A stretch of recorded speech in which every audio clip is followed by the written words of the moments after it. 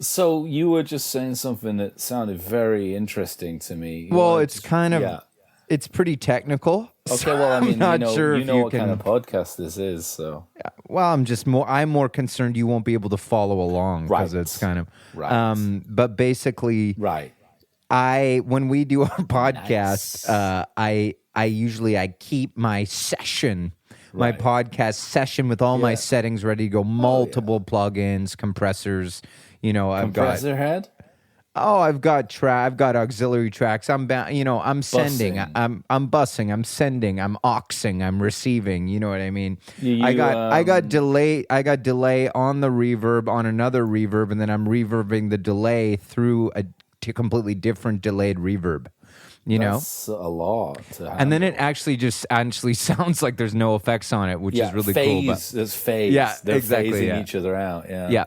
But what happened this time is sometimes I open it up and the track just won't record. So then I have to make a new track. Nice. And then it works. You know what's interesting? You're working in Logic. Yes. I've seen that problem myself. Yeah. I've seen it happen on my own sessions. Yeah. Sorry, I'm you got getting a some really kind of scary cool message. Sorry, I'm getting a really scary message here. Hang on. Okay. It's saying, I just got, for no reason, Yeah. Zoom is just saying, end meeting. Or the other option, it says, the options I'm being given right now, I'm not pressed any, are end meeting or leave meeting. Well, you know what that might be is like the old-timey like comedy club owner. They're like, these jokes aren't funny, and they grab the hook and kind of pull. They're like, Zoom is the comedy club owner saying, I don't think you guys should proceed. This is going to be a bad episode. Do not proceed. Do not collect $200.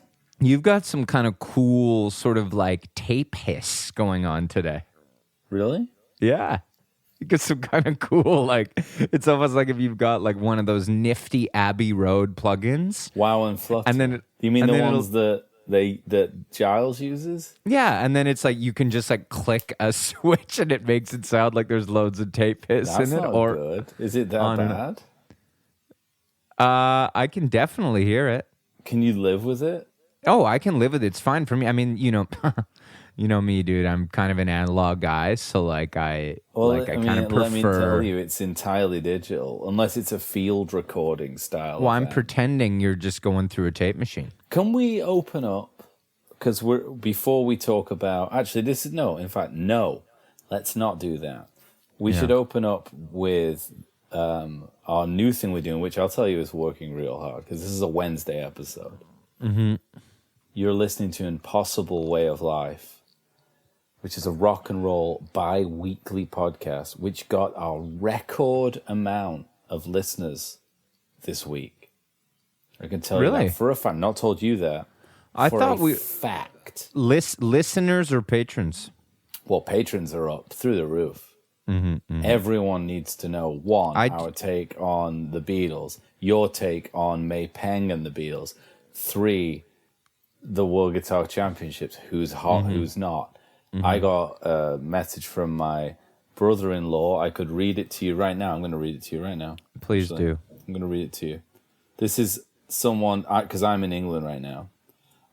He said yesterday, he's a very meek guy.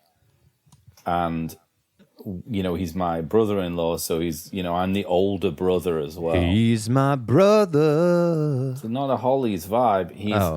He's married to my younger sister, and he sent me this, shots fired last night.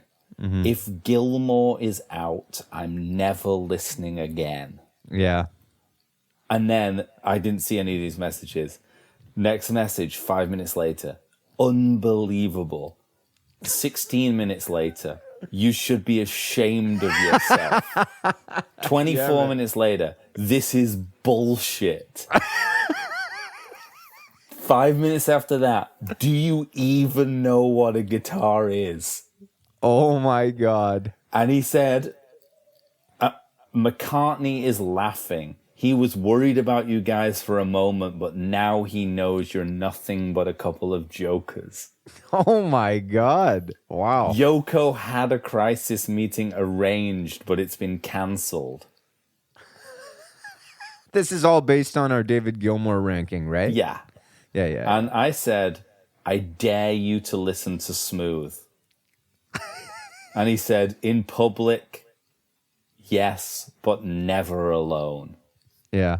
Anyway, I love Ross. He's not only my brother-in-law, but he's one of my best friends.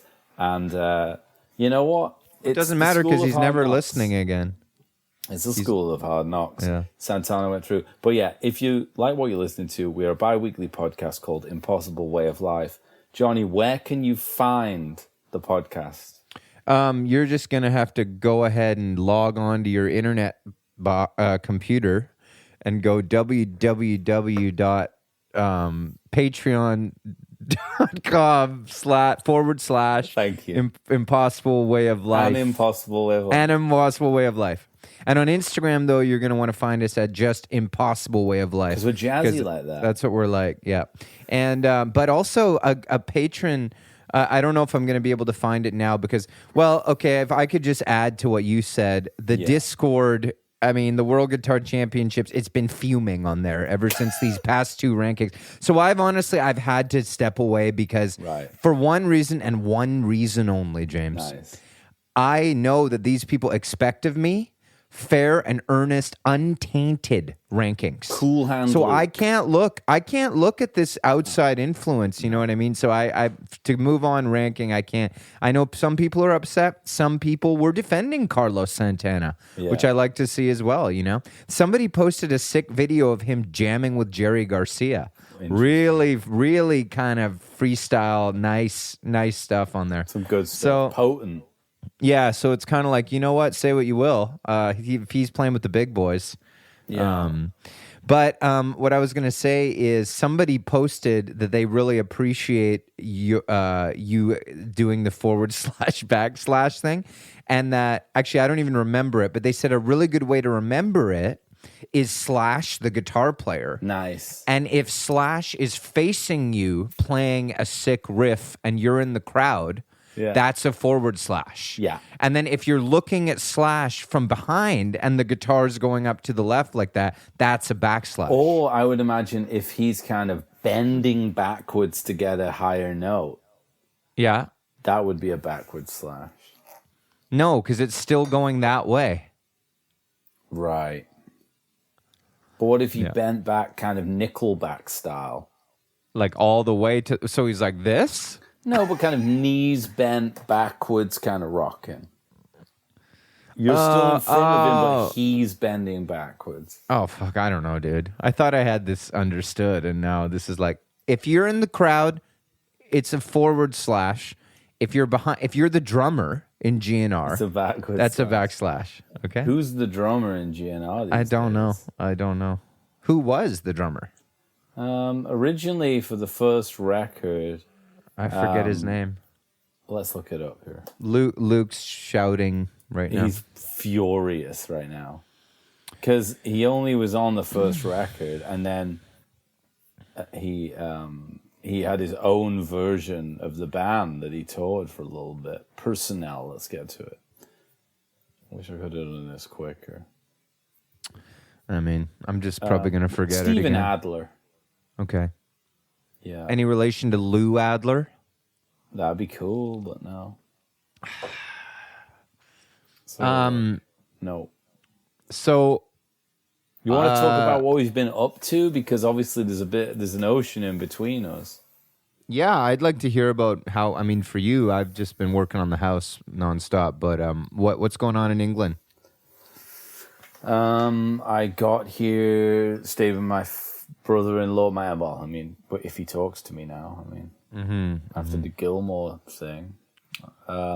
Nice to know that Luke Paquin, kind of guitar ambassador of the pod, thinks that we've called the last two rankings correctly, though. He said they were bang on as far as he was concerned. It's made me feel really good. Uh-huh. Obviously, like subsequent to Gilmour going out to Santana, we saw Gibbons fall foul to Clapton. But really, if you're going to wear those kind of silly hats on stage, it'll cost you. Luke said he basically said the fashion score was the difference, and that was a big factor in Clapton. Well, I think that fashion in terms of guitar playing, as someone who plays the guitar, as I know you do, Johnny, is at least I'd say like 9/10 of the game. Oh, it's pretty much everything. I mean, I know before this recent tour I went on, I practiced my songs a little bit. But I mostly thought about my outfits, my rings, how the pants, the rings, how the pants were gonna kind of look and flare, guitar strap height. Well, these are the things For me, it's guitar strap height. Yeah, that's a big factor. Because I'm sort of, I'm in new wave. Yeah, it's got to be almost comedically high. Yeah, for me. Well, you're more of a Costello. Exactly. He wears it high. Well, but that's the John Lennon school. He doesn't wear it as high as you'd think, but he does. I mean, Costello's style with the guitar is out of control because he has that like Jazz Master, which has an inlay of his name on it. Yeah, that's cool. But what comes into it for him, I would say, is he wears in the early days, the Miami's True days, he has the guitar with the inlay. Obviously, like style-wise, he had the like his Buddy Holly look, and his Union card I always thought was a nice kind of piece. He had his Union card with him at all times. That doesn't come into it with guitar playing, but he's not a guitarist anyway. I think he's probably not that tall too, which is why he's a tiny man. He wore the guitar a little higher. Although you think about Angus. Same thing with Angus Young. Small guy, high guitar. So small that he's still he only fits into school uniforms. Mm-hmm. But when you think of those guys in the small faces, they used to wear the guitars super low, and they're really tiny guys. With they're small face. It's funny. So, okay, that kind of segues into my trip. So I landed in London. Mm-hmm. I went to stay with my sister and my brother-in-law. I'm hoping to go down there again in a few days, but I don't know if he'll have me after the Gilmour ranking. Then I went up to where my mother's family's from, so to the northeast of England, to Newcastle ostensibly, but I wasn't really there. I was for anyone who knows or wants to know, I was in Tynemouth, Whitley Bay, South Shields, and Cullercoats, which is where my family's from. But driving up there, and then that area, it's in the northeast of England. We're talking World Guitar Championships here, and rock and roll in general, massively represented. We were driving up there, and me and my dad were talking. We've got Knopfler, okay? Yeah. Sting. Okay. Yeah. They're related. Yeah. Brian Johnson from AC/DC. Right. He was from up there. And my dad told me a really cool story, actually, that he'd listened to or heard somewhere about it. It is Brian Johnson, right? That's his name? Yeah. Johnston, maybe? Johnston, maybe? Yeah. That he'd been working, he was a Geordie, and he'd been working as a car windscreen mechanic. That's what he was doing for a living. He'd been in the band Geordie, which is when you see videos of him before he sung like he was in AC/DC, that's the band he was in. Right. Yeah. So there's this story that he was in between, he'd been in that band, nothing was happening, and he was working as a motorway repairman. So he's going, if someone breaks down, their windscreen smashes on the freeway, he'd go and fit the new screen for them.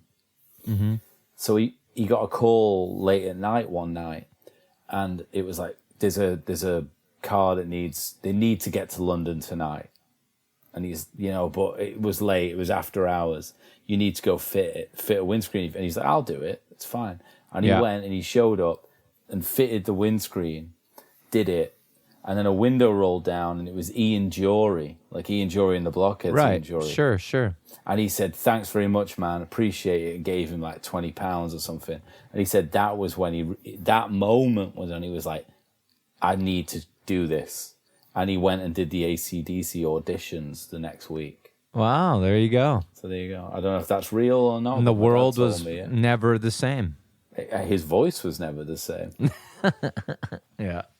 So now I'm back in Manchester. I'm back in Manchester, really in the thick of it. Fucking do a line, fucking dive in. Everywhere you go, everyone's dressed like fucking Liam.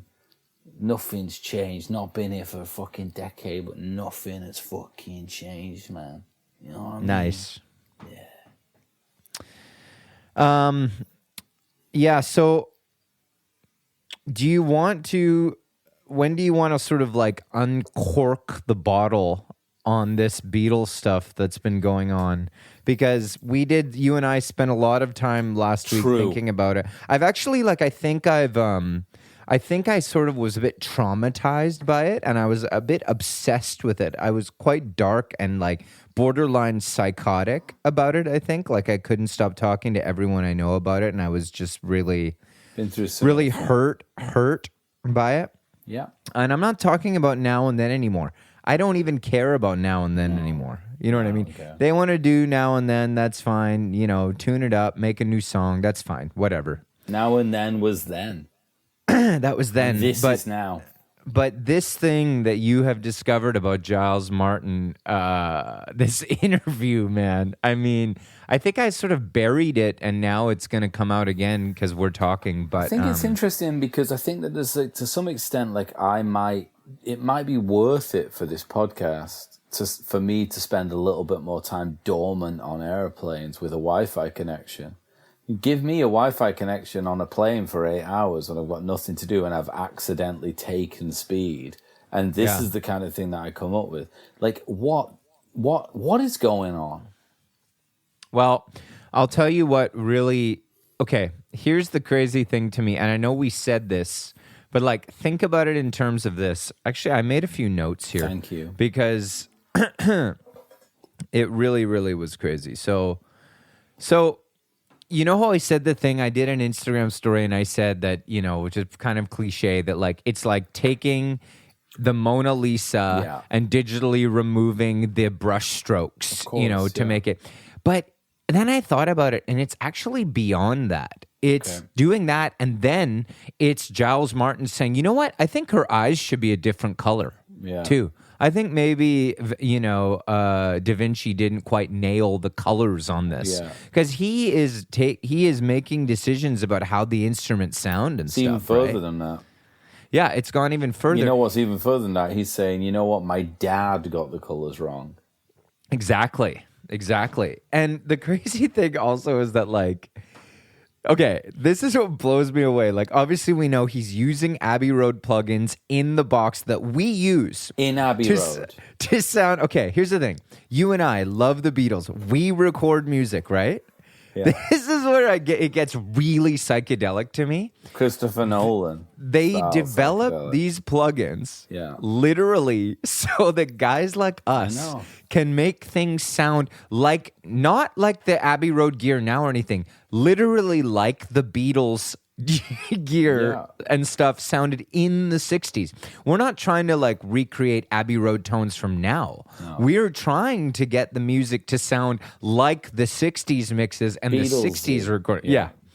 And so he's taking that and taking the music that they actually used the cutting edge gear when it was built and developed, that the whole world is dreaming in their beds, going on Gear Space and just literally fantasizing about buying some of this equipment. Or even just seeing.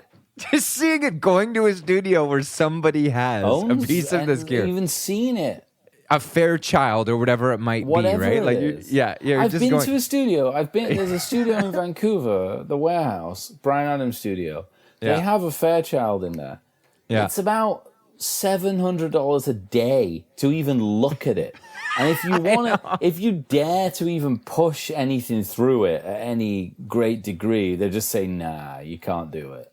Yeah. No, I know. That's what we're talking about. That's what we're talking about. And so he's taken all this music. He's got it all. He has it all. He has all the gear, which doesn't even gear. It doesn't even matter though, because they already fucking used it to record the music and to mix it, right? Yeah.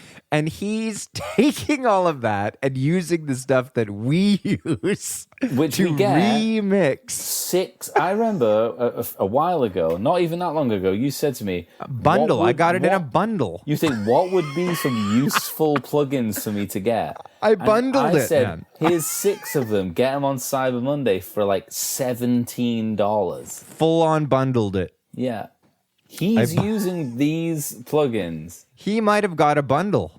Presumably, a deal, an Abbey Road deal. He might get a discount, an extra discount, because he's got the actual stuff that they use to make it sound that way. Because he's doing it in Abbey Road, dude. He's doing it at Abbey Road.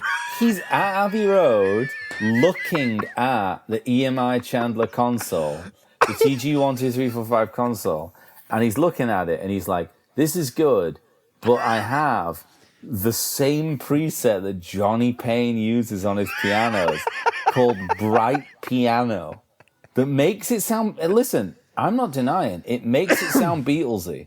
I like the plugin, yeah, I do. It sounds Beatlesy. But he's got the thing in front of him with the same... It's got the same knobs, everything on it. It's no difference. Yeah. And he's like... Also, you know what really concerns me? Because the thing is about the Instagram stories that you posted, which really made me laugh, but I was concerned about you. Yeah, you should have been. Subsequent to you posting them, I was kind of doing a bit. You weren't doing a bit. No, you were really concerned, and I could tell that. Yeah. But there's an element to it that's deeply concerns me, which is, why is he always dressed like a ventriloquist's dummy?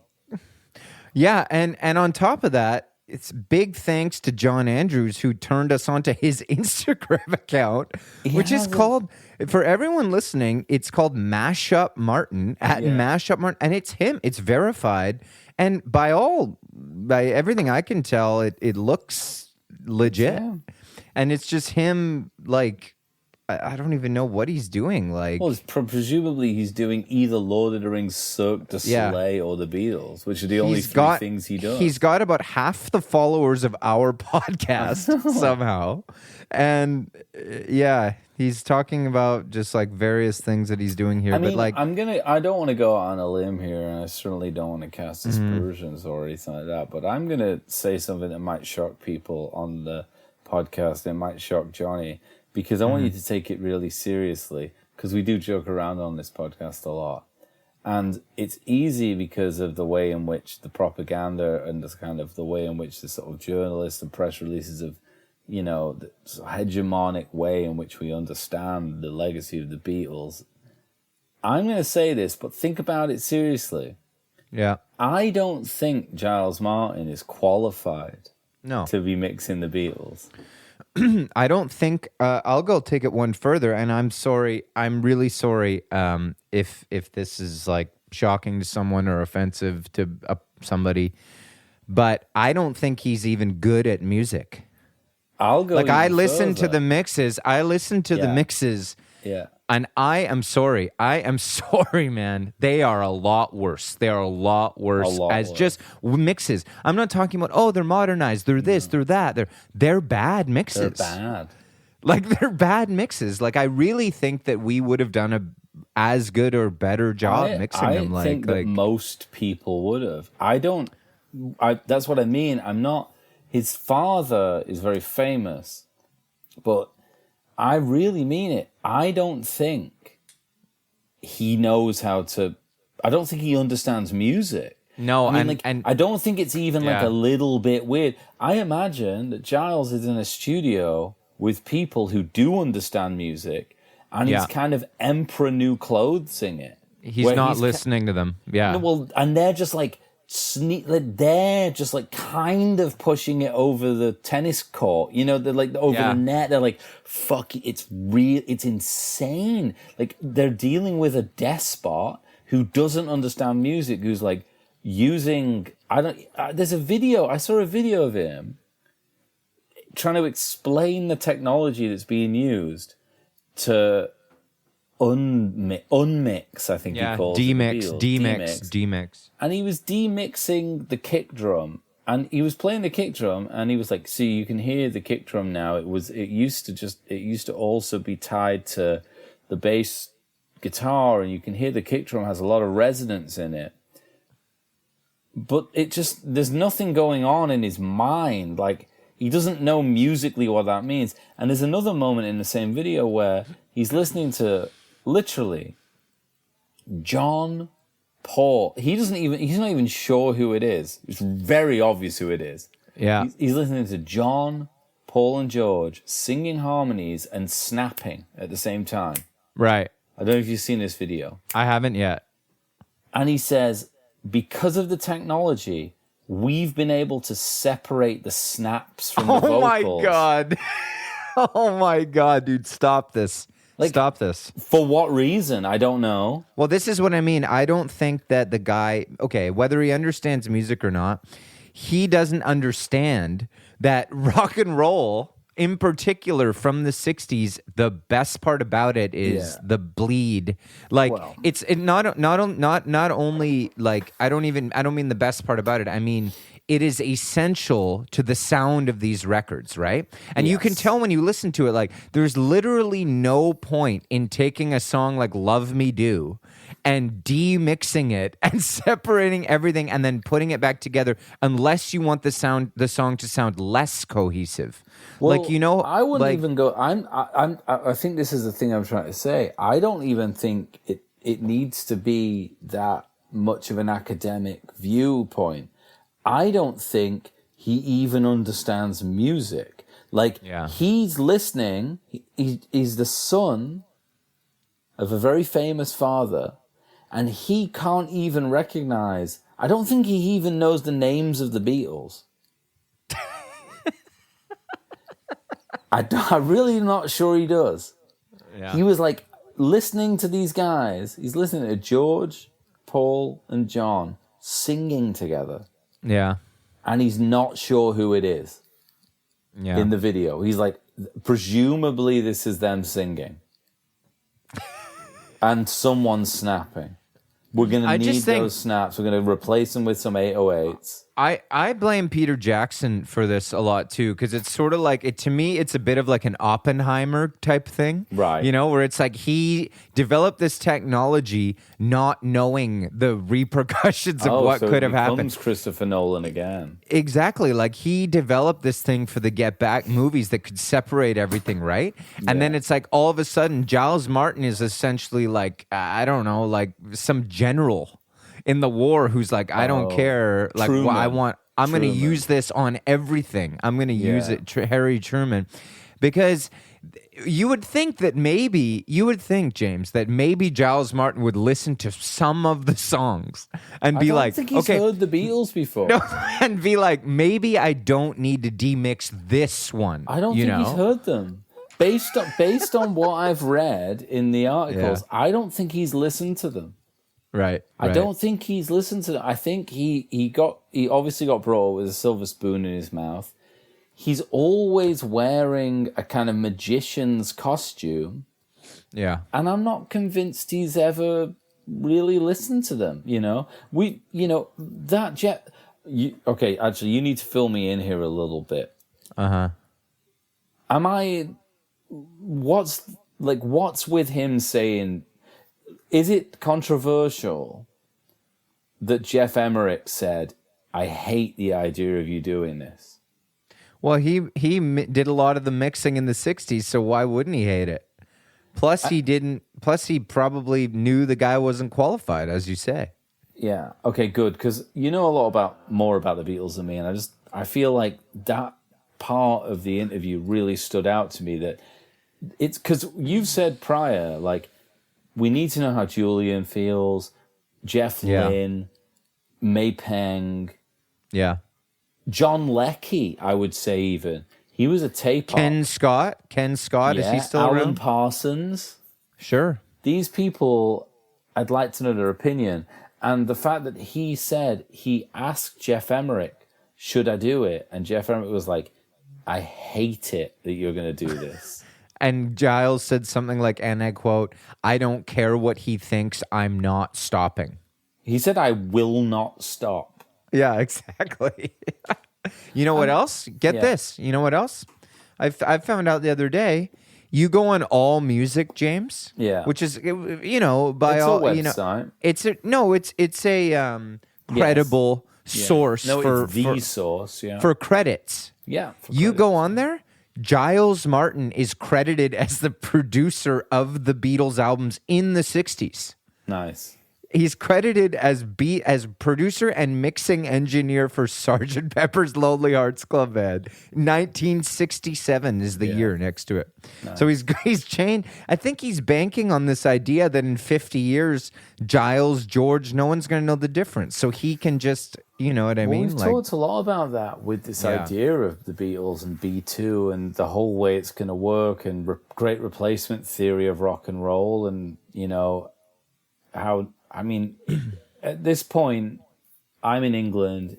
It's 9 p.m. We're on different time zones. Yeah. I've met up with a couple of old friends. I'm tired. I'm going to Valencia tomorrow. Your kind of neck of the woods, really. Sure. So I'm not quite as kind of capable of pivoting between. But we've talked about this kind of stuff a lot, and about how, like, if you do it enough, people won't remember the reality. Well, let me illuminate it for you, because I've been watching it now the past few days. Yeah, that it's already happening. That if you go on Spotify, you're lucky if you can find the 2009 remaster of a Beatles song. You know, that's still okay. But let me tell you, the 2022 and 2023 Giles Martin remixes are number 2 with a bullet on there. And you better believe in 10, 20 years, our kids are not going to be able to find the 60s mixes that they did at Abbey Road or at EMI Studios. And so you know what I did, James? What? You know what I did when I saw that? I thought about something you said, that you said those records are going to be they're going to be gold. Yeah. So you know what I did? I went into town to see Andy, friend of the pod, Andy Lampard, on Saturday. Yeah. I went over to his house. We mixed a few cocktails. We hung out. You know what I did? I brought my all original Beatles LP collection and just played it on his stereo just to kind of see, you know, let me just recalibrate here. Yeah. And figure out what the hell... Make sure that I know, because I'm getting a little confused myself. You know what I mean? Yeah, like, of course. Maybe these do sound shitty. Yeah. You know what I mean? Like, maybe these mixes do need to be kind of tuned up and updated. You know what happened? I threw on the fucking White Album, dude. I've heard that shit sounded insane how good it was. You know what I mean?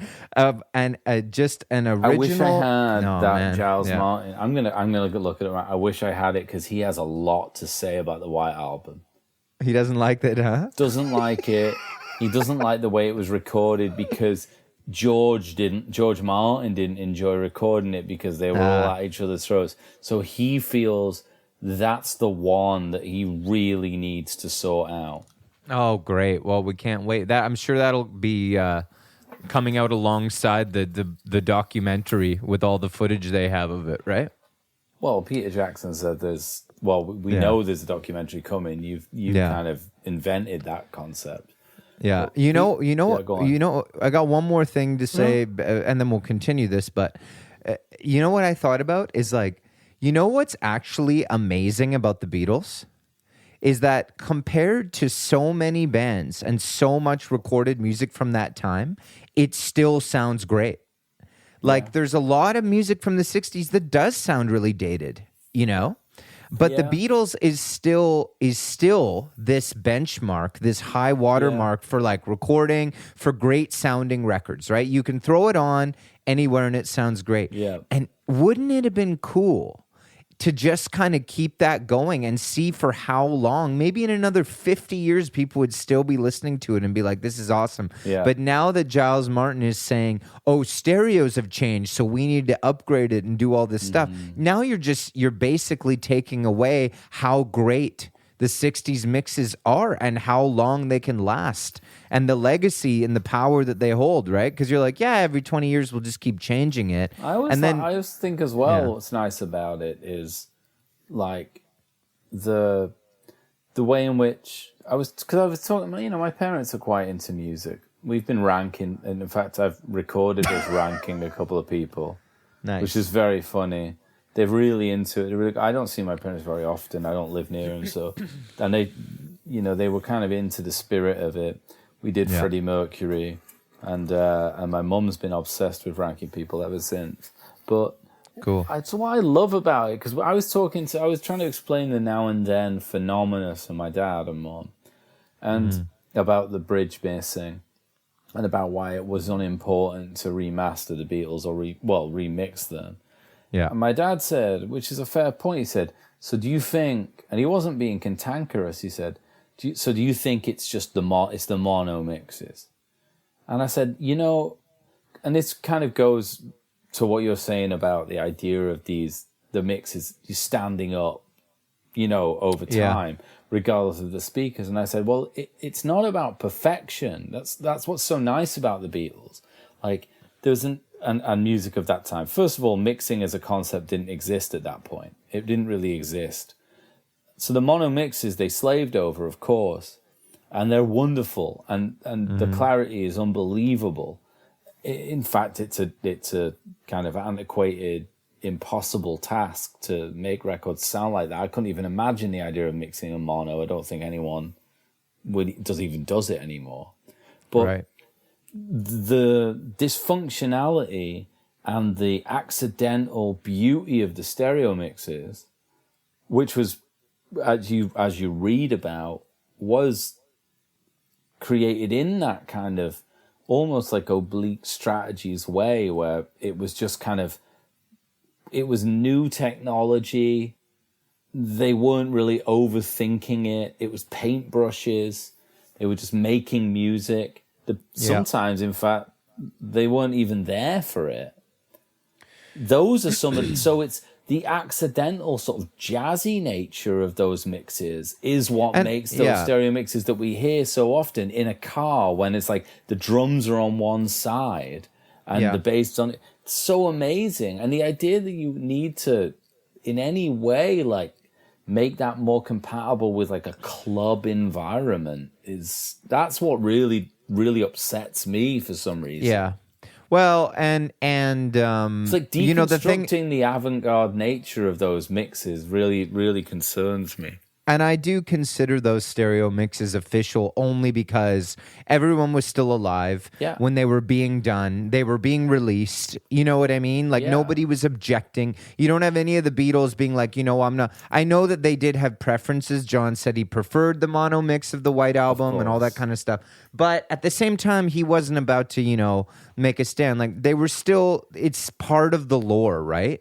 Whereas now, so many years later, it's part of the lore of music and recorded music. Yeah, and now you're essentially deconstructing is one word. You could say destroying the original mixes. Yeah, of course. And putting them back together in a lackluster way with a team of engineers and technicians who, I don't think there's a team. I think it's Giles, Sam O'Kell, who I'm not convinced is a real human. Right. Could be Paul McCartney. And versus people at EMI in the 60s and 70s who wore lab coats, who were essentially like trained engineers at the absolute top of their game, who were doing this kind of stuff with an understanding of the equipment as it was being built like no one's probably ever had, right? Well, they were building it. Yeah, they were building it, exactly. Themselves. Yeah. There's no end in sight to this conundrum, Johnny. Yeah, I know. I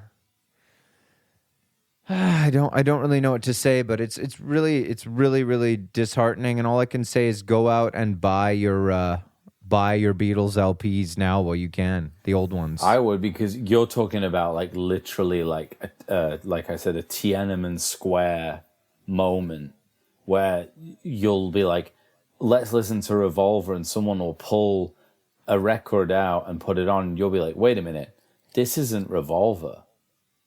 Yeah. And they'll be like, this is Revolver. And you'll be like, no. Revolver doesn't sound like this. This has got like a 707 as the kick. Why is that? And they'll be or like Now and Then will be track 2 for some reason. On Revolver for no reason. On Revolver. They'll just put it on. It's on the new fucking Blue album. Yeah, I know. Which is really, really strange. Also, apparently the artwork was done by this famous artist. Right. Even though who has a big show on at the MoMA right now. But yeah, that was surprising to me too, because I didn't care for the art either. Wasn't very Beatlesy, was it? No, it wasn't. It wasn't very Beatlesy. Well, you know what? The Beatles are number 1 in England, and the Rolling Stones are number 2. So, yeah. Imagine if you demix the Rolling Stones, which is probably coming, which would be so insane because they're like the most mashed up rock and roll records ever, right? Like if you'd separated Keith's guitar from Charlie's drums on like Exile on Main Street, maybe that would be the exposure that we would need, where people would be like, whoa, this is really bad. It or sounds something. like Linkin Park or something. It would, yeah. But the new Beatles sounds like that to me. Yeah, it does. Weirdly, the new Beatles just, to me, sounds like kind of new metal. Mm-hmm. But, big shout out to Spotify for sending me an email reminding me that it was out, Well, I've been really interested. I've been getting targeted ads for those new, and we've been sent them a few times via our Instagram, those new shirts. Yeah. Eton versus the Beatles shirts. Yeah. So if you want to look Beatlesy in a corporate environment, but it's amazing. Like, I don't know if you've paid attention to it. So obviously this is kind of like a tie-on to the new song coming out, but you also needed to even get access to these shirts, which are like businessmen shirts, but with like one flower on them or something. Yeah. You need to have bought like both the Blue and Red album, which have a QR code in them that allows you to even buy these shirts. For about £75 each. Well, that's how much the records are. The shirts, and then you get like a Beatles, like a Hawaiian shirt that's like Beatles with like a huge Rickenbacker guitar going across the whole thing. Yeah. And then in the back, it's like an insane collage of like 55 Beatles faces. But you know what? That means you're a true Beatles fan. It'll be like, I know, I see those all the time. It's these Instagram accounts that are like the Beatles Zone or the Rolling Stones Zone. And it'll have like a really cool video. It'll be like, whoa, I've never seen this footage of like the Stones recording something. Yeah. And you'll be like, sick. But there'll be like 5 slides. Yeah. And then you'll slide to the right and it'll just be, like a Hawaiian shirt with like Stones stuff all over it. Purchase it right now. Purchase it now. And I did. Well, have you checked out a lot of the new Beatles merch? Like if you go on, let me go on Beatles Spotify right now and see, can you just get merch straight off the Spotify? I mean, I'm looking. Here we go. So. Oh yeah, here we go. Merch. Yeah. Blue 1967, 1970 button down kind of it's kind of a golf shirt. Kind of thing. I mean, that's kind of, that's who's buying it. Says them. the Beatles on it. Actually, it's more of a bowling shirt, which is nice. Weird. Yeah. Damn, yeah, iconic artwork. Yeah, $80. Well, that's cool. Yeah, and then there's kind of a baseball tee here. That's for the Red album. A raglan. Yeah, raglan, yeah. Yeah, nice. That's cool. Yeah, this one looks nice. It's just got the cover on it. Oh, and then on the back, it's got the track listing. Nice. Does that have Now and Then on it? Well, it's the red one, so it doesn't. But and then this one. Oh, this one's only $50. That's nice. That's a good deal. Probably because it doesn't have Now and Then on it. It's earlier, Yeah. Beatles are currently. Oh, I didn't know that they rank.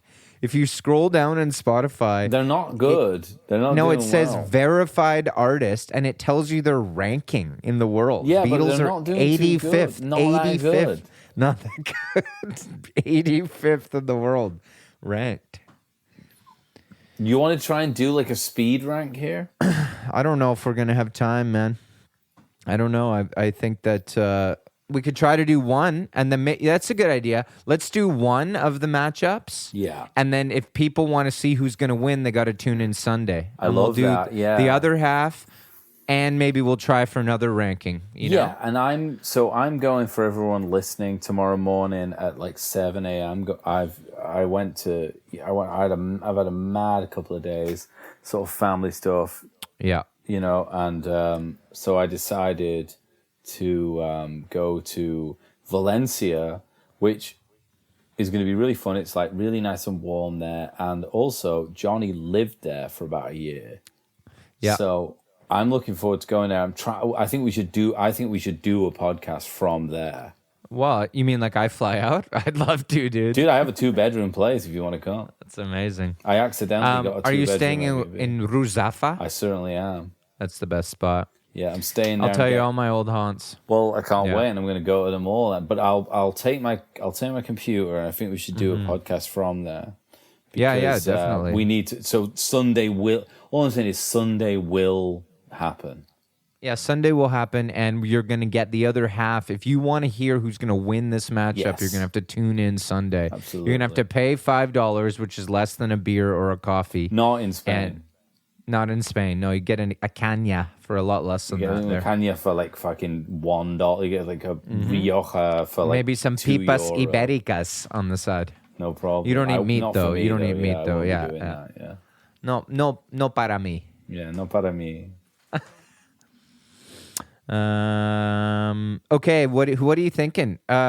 Jimmy Page versus Robbie Robertson's pretty enticing. You want Mike Page for that? Done right now. Jimmy Page? Let's do Page.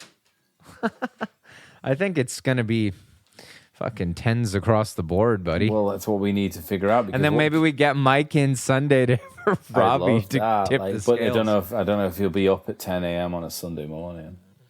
Well, I meant to say really funny story, and then we'll have to speed rank Page. Yeah. But I think we will be able to because it's Jimmy Page and it's going to be high scores. Really, I don't know who it was. But Mike called me on Sunday morning. He said he was at the Princeton getting good and tuned up with a bunch of his buddies. And he said all of a sudden he's sitting there at the table watching football.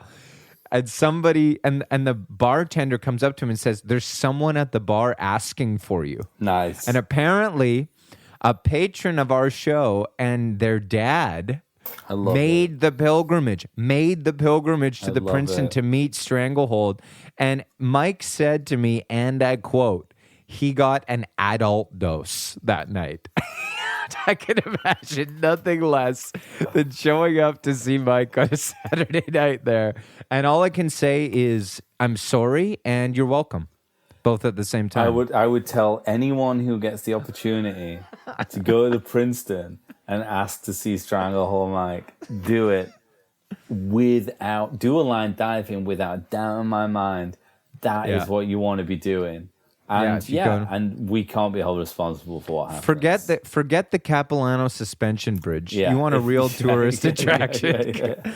That's true. Stanley Park. Forget it. Off. Yeah, forget it. Grouse grind. Don't worry. Don't bother. You want to head over to the Princeton. I went into the Princeton the other day with Mike, and I sat down. I ordered a beer, and then he came in about 10 minutes later. He sat at the table before his ass even hit the chair. Yeah. The bartender had brought his favorite beer over and put it down on the table. That's the kind of service he gets in there. Oh now. Yeah. Okay. Jimmy Page, tone, hangability, guitar. World Championship. It's a bit aggressive. 6. I don't like it really for hanging. If you're partying, stuff's pretty good, but it's still scary. Yeah, it's a bit pagan. It's a bit too scary. I mean, I'm in England right now, so it's a bit less scary. But I've been away for so long. Actually, you know what? That's not true. I'm here. I'm scared of that stuff. I can't live here. Like, it's too fucking rainy. There's dwarves everywhere running around, mingling with people. And he's right at the epicenter of it. He's Glastonbury. Like, it's 6. Well, yeah, I think if you're hanging out with, like, music heads and you want to, like, throw on some Zeppelin, but it's kind of a weird hang. Everyone's going to want to get, like, their amps out and, like, jam to it or something. 6. I saw a guy do it once. He was on a lot of LSD and had no shirt on, playing bass to physical graffiti. Kind of a weird hang. Sounds like a yeah. He was sweating a lot. And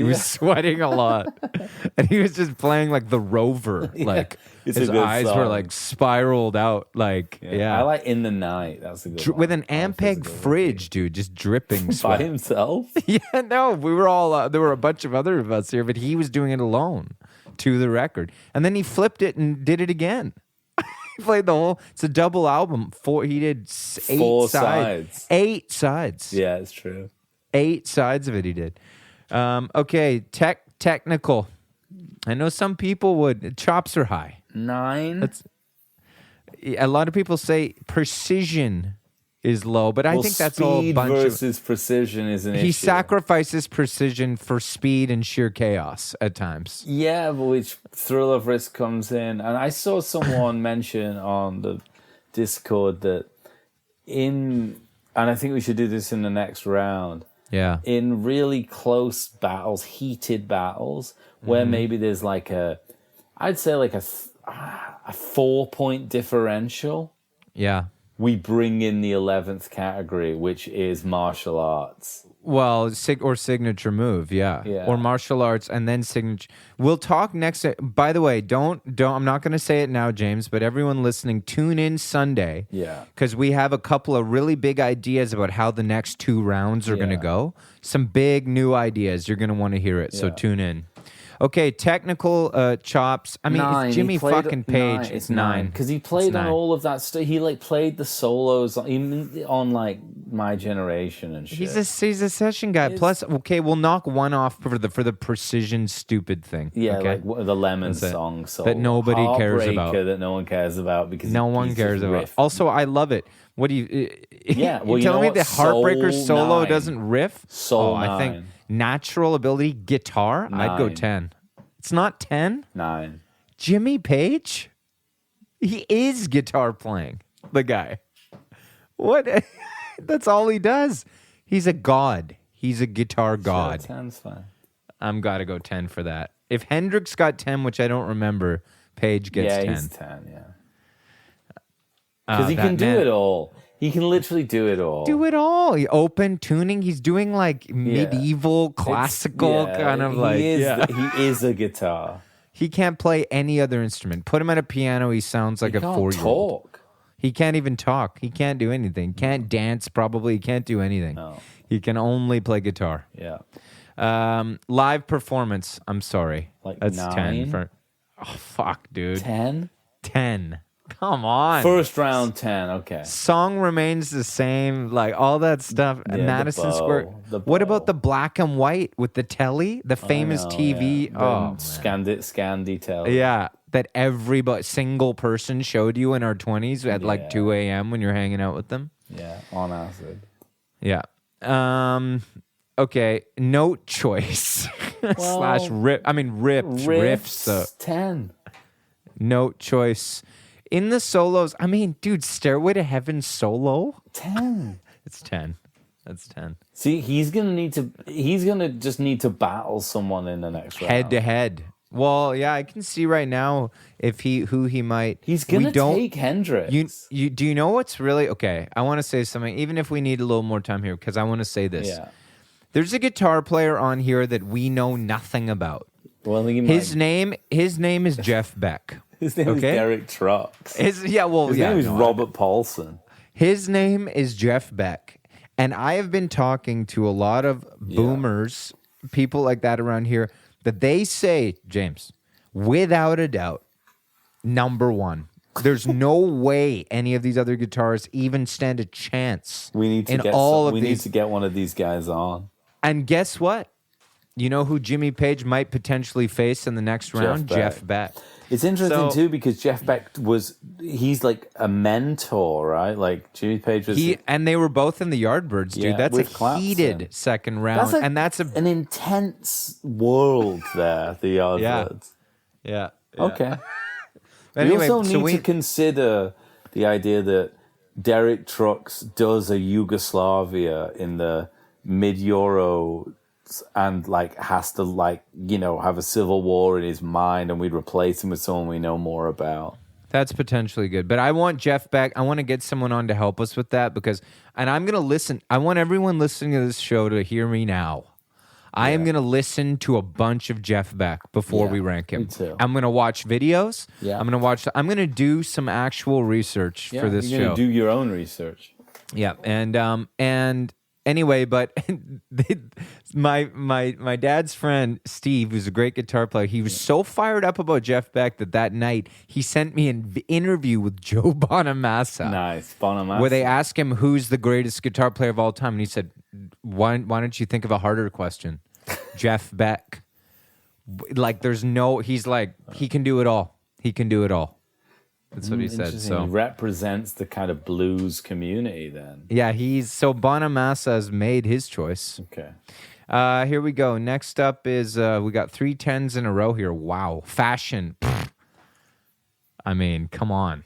It's not a 10. It's high, though, for me. He's got the scarecrow look, the trench coat. The baggy pants. Oh, dude, the dragon. What about the dragon pants? Kimono. And the kimono with the shirt open and the tight pants. He's got the low Les Paul. I mean, the guy is like, I don't know. He's good at doing, he's the only guitarist I think who's good at doing a low guitar. Oh, he looks so good too. And in the 60s too, when he's just got the polka dot shirt and the jeans. But remember we're talking about his guitar choices here too. Yeah, I'm seeing because he wears it so low, the pants come into play. They do, so true. You see, the crotch comes into play. Yeah. A lot of these guys are hiding their crotch, right? He's showing it off. You know what? I've got an idea for you too. Yeah. The bow. The bow, the bow is insane. That's a fashion choice. I know. How about the telly that he painted himself, all psychedelic? Yeah. How about the double? How about the mandolin, the double guitar? No one ever done that, dude. No. Is it a 10? I mean, let's go. As a guitar player, a 10, maybe. 10, for sure. Who's higher? No one. Hendrix? I can't wait. See, and everybody listening, don't worry about the score. This is first round. We're getting these heavy hitters through. And then you'll see the format is going to change, okay? Anything could happen. Anything could happen. Who's he playing again? Robbie? No, yeah, Robbie. Fuck Robbie. This is a smooth sailing here. So, business acumen. I mean, they were the biggest. Never did an interview in his life. Yeah, but they were the biggest band in the world. Probably based on his guitar. He produced the records. Yeah. He wrote the riffs. Never spoke until after Led Zeppelin 4 about it. Yeah. But I know that's not what we're talking about. We're talking about riffs. We're talking about the song Stairway to Heaven. The most businessy riff ever. Literally, it's like you want to be safe, invest in Apple or something. If you want to be safe, invest in pharmaceuticals or Stairway to Heaven. Or if you want to just go play a riff, Whole Lot of Love. You know what's fucked about that though, which is a point against him? Impossible to play. Whole Lot of Love. No one can play it. I saw a video of Joe Walsh playing it correctly. And it really relies on the band. And he's bending. There's a weird thing he does. Yeah, it's a good riff. What about Kashmir, Puff Daddy? What about Kashmir, dude? What about Good Times, Bad Times? What about Heartbreaker's a killer riff. Blues. It's not really. It's not all biz. No, it's not. What about the Ocean? It's really good, but it's not biz. It's too pagan. It's not all biz. It's not all biz. Six or 7. Business Stairway to Heaven? No. It's a bit pagan. 7 or 8, I'd say. Sure, 7. Yeah. We'll see what happens in the next round. Cool. But I think he's pretty. You're right though, because he's a bit slippery, isn't he? He is. He's slinky. He's a bit his stuff was big, but he's not all business. never even considered it. But like, but you're saying Santana did consider business. Listen, what he did smooth. He did. What he did smooth. Like Jimmy, like with Jimmy, he never changed his style. Like there's a lot of music that's comes from his lineage, which is businessy, but he wasn't businessy. You know what else isn't businessy? Any of the acoustic stuff, really. Like Battle of Evermore. Satanic. Yeah, it's not businessy at all. Everyone, yeah. It's Wiccan music. Yeah. It's like literally like, let's go back to living in mud huts. Yeah. Lord of the Rings. Yeah, Beatles. That's not very businessy. It's weird that they don't get the Lord of the Rings. Peter Jackson just says it's Beatles when it's actually Led Zeppelin. Yeah, he should have done this whole thing with Led Zeppelin, and it would have made a lot more sense. Yeah. Innovation. Jimmy Page. 9, 8. And he's one of the pioneers of hard blues rock, hard rock, metal riffs. One of the top. He's the riff guy. Yeah, him and Keith for me. He's bigger than Keith. You say that about the riffs. I don't know. I think if you went toe-to-toe riffs, if we just rattled them off. But we'll wait till they potentially meet. Because that should be like a riff battle, what we would do, James. We'd be like, he'd be like, stare with him. Yeah. I'll need my computer to do it so I can play them back to back too. Yeah, that's fine. What are we on? Innovation? I think it's like 8 because he's doing blues. It's blues. But it is. Well, it's blues, but he's doing blues, but he's also doing Jimi Hendrix is doing blues, but he also can do like pagan acoustic 12-string stuff. Well, they're all doing blues, aren't they? Yeah. So is it 10? Is it 10 then? It's 9. 9. Endurance. Well, not really. Nope. They toured a lot. It was good. They were making a lot of records for a while, but there's not that many albums. No, that's not true. There is. They go back. Like they come back eight albums? Yeah, but it's all through the 70s, and then when Bonham died, it ended, and it just kind of fizzled out. He's done nothing since then. Exactly. So it's not very high for me. He's not done anything. No. Since then, he did no Quarter, like when him and Plant made a record. He's done a couple of things here and there, but 5. They toured quite a bit. 5. Yeah, 5. Max. Yes, no, he's not still. There's a lot of guys who are still out rocking. Yeah. You know, Jeff Beck, 78 years old. That's what Joe Bonamassa said.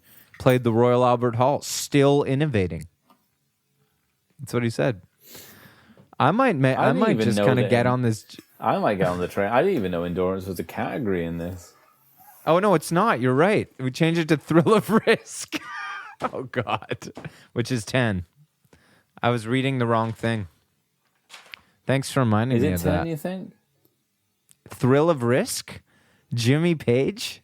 Oh, yeah. Dude, sometimes he's doing those, 10-minute solos. And he's the spotlight moves over to him. I saw a video of Slash, Michael Jackson trying to get Slash off the stage the other day. Mm-hmm. He's going to score high. Slash was playing, and Michael Jackson couldn't get him off the stage and ended up walking off the stage. And Slash just kept playing. That's good. That'll help. How do you feel about that approach? That kind of approach. Jimmy Page, Thrill of Risk, 9. Okay, let's leave it there. Calculated cast. No, he's got Legacy left. 10. It's Jimmy Page. 10. Guitar, Legacy. 10. Terrifying. Okay, well, I'll add this next time. Okay, we'll count it up. Well, no, people need to know the score. Well, I don't think Robbie Robertson's competing with that score. It's not really like a cliff. But no, to compete, to see how he's stacking up against some of the other scores I think it's easily the highest score we've had. You've really got a calculator. Hey, you get one from Amazon. You know what? No, it's my phone. I'm gonna add it up one more time. 90. 7 plus 9 plus 9. Guess what? What? He scored a 90. And you know who else scored a 90? Who? Jimi Hendrix. Exact same score. Here we go. So tune in. We really didn't do much of a cliffhanger here. No. I thought this would be business acumen. Tune in, everyone, on Sunday if you like the show to see whether Robbie Robertson of the band can beat Jimmy Page. But you know what? What we've done, which no one else has dared to do or dream, is prove that there is a possibility that Jimi Hendrix can be uncrowned as the it is possible, de facto. There's a lot of people. I'm telling you, Jeff Beck, man. Well, you've got 3 days to get on that. Yeah, I got it. Well, no, I don't know if we're ranking him Sunday, are we? We'll see. We could do. Anyway, we got quite a few more to do, man. Okay. There's a lot more. We still got to do Slash and Richard Thompson, Dwayne Allman, Angus Young, Eddie Van Halen. It's like we're going till like next spring here. No, we're working hard. Anyway, guys, sorry about the Thrill of Risk endurance mix-up there. I was looking at the wrong sheet. I got to print off some new sheets. I need a regular calculator. I need to get my life together, basically, is what I'm trying to tell all of you people. But it's an impossible way of life, and I'm Johnny Payne, and that's James Younger, and we'll see you next time.